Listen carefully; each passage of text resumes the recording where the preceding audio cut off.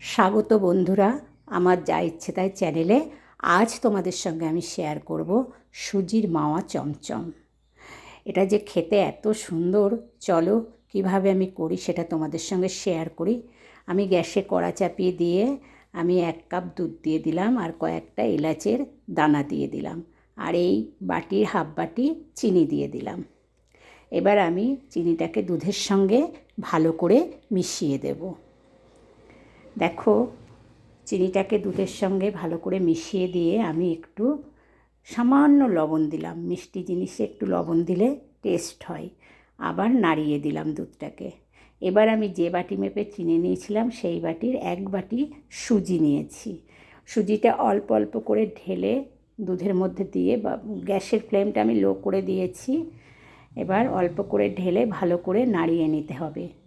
একটা ডো বানাতে হবে। এমন করে নাড়াতে হবে যেন দলা পেকে না যায়। এইভাবে আমি সব সুজিটা ঢেলে দেব।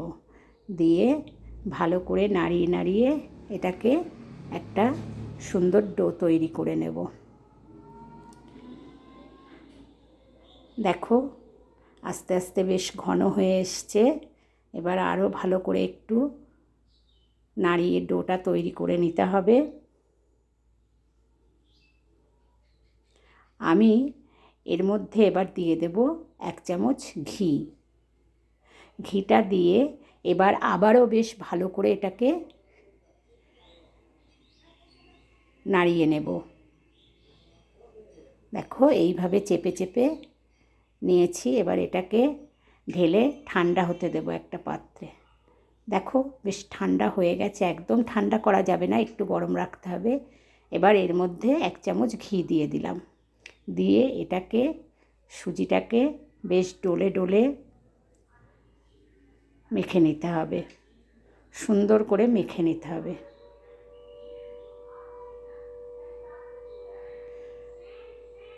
দেখো, এইভাবে মেখে আমি একটা সুন্দর নরম ডো তৈরি করে নিয়েছি।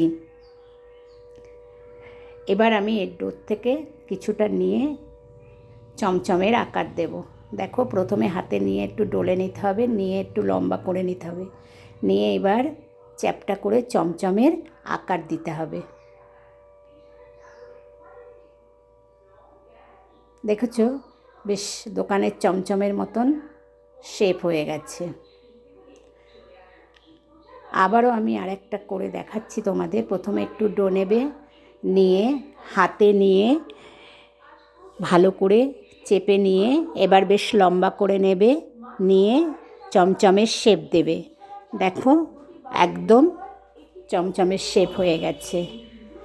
এইভাবে বন্ধুরা আমি সবকটা তৈরি করে নেব। দেখো, এই যে দেখো, আমার সবকটা তৈরি করে নেওয়া হয়ে গেছে। দেখো, সব এক সাইজের হয়েছে। এবার আমি একটা ছিদ্রযুক্ত থালা নিয়েছি। এই থালায় আমি একটু ঘি দিয়ে থালাটার চারপাশে ঘিটা মাখিয়ে দেব। ঘিটা আমি মাখিয়ে দিয়েছি। এবার এই চমচমগুলো এক এক করে এই থালায় বসিয়ে দেব। দেখো, চমচমগুলো আমি সব বসিয়ে দিয়েছি। এবার আমি গ্যাসে জল ফুটতে দিয়েছিলাম, জলটা ফুটে গেছে। আমি গ্যাসের ফ্লেমটাকে হাই টু মিডিয়ামে রেখেছি, রেখে ঢাকা চাপা দিয়ে দিলাম 7-8 মিনিটের জন্য। এবার আমি একটা শুকনো মাওয়া তৈরি করে নেব। তার জন্য 2 প্যাকেট আমুল দুধ নিলাম, 10 টাকার প্যাকেট, আর একটু ঘি দিয়ে দিলাম। দিয়ে আমি এটাকে বেশ ডলে ডলে হাত দিয়ে বেশ ডলে নেব। নিয়ে দেখো, তৈরি করে নিয়েছি। 7-8 মিনিট পর আমি এবার চমচমগুলোকে এক এক করে উল্টে দেব পেছন পিঠটা হওয়ার জন্য। দেখো, সবকটা আমি উল্টে দিয়েছি। আবারও 7-8 মিনিট আমি ঢাকা দিয়ে ভাপে রাখবো। 7-8 মিনিট পর দেখো, এগুলো আমার ভাপানো হয়ে গেছে। এবার আমি চমচমগুলোকে একটা পাত্রে তুলে নেব।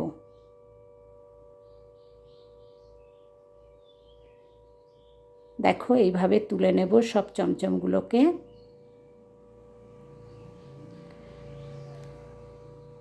দেখো চমচমগুলোকে আমার সব একটা পাত্রে তুলে নেওয়া হয়ে গেছে। এবার আমি মাওয়াটা চমচমের গায়ে মাখাবো।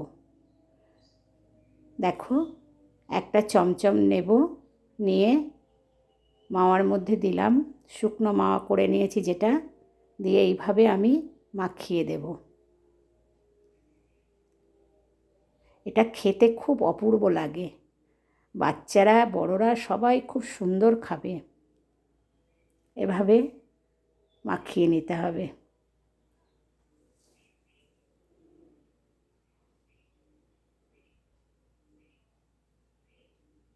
দেখো আমি এইভাবে সবকটা মাওয়া মাখিয়ে নেব।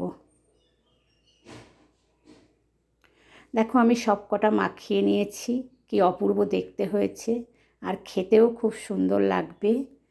বন্ধুরা তোমরা এইভাবে বাড়িতে করে দেখবে, খুব খেতে সুন্দর হয়। এবার তোমাদের আমি কেটে দেখাচ্ছি কতটা নরম হয়েছে। একটা পাত্র নিয়েছি, নিয়ে আমি তাতে একটা চমচম দিয়ে দিচ্ছি। এবার আমি কেটে দেখাচ্ছি। দেখো বন্ধুরা কি সুন্দর নরম হয়েছে, আর এটা মুখে দিলেই গলে যাবে, দেখেছো? আর বন্ধুরা যদি তোমাদের এই রেসিপিটা ভালো লেগে থাকে তাহলে তোমরা আমার যা ইচ্ছে তাই চ্যানেলটাকে একটু লাইক শেয়ার কমেন্ট করো, আর একটু সাবস্ক্রাইব করো।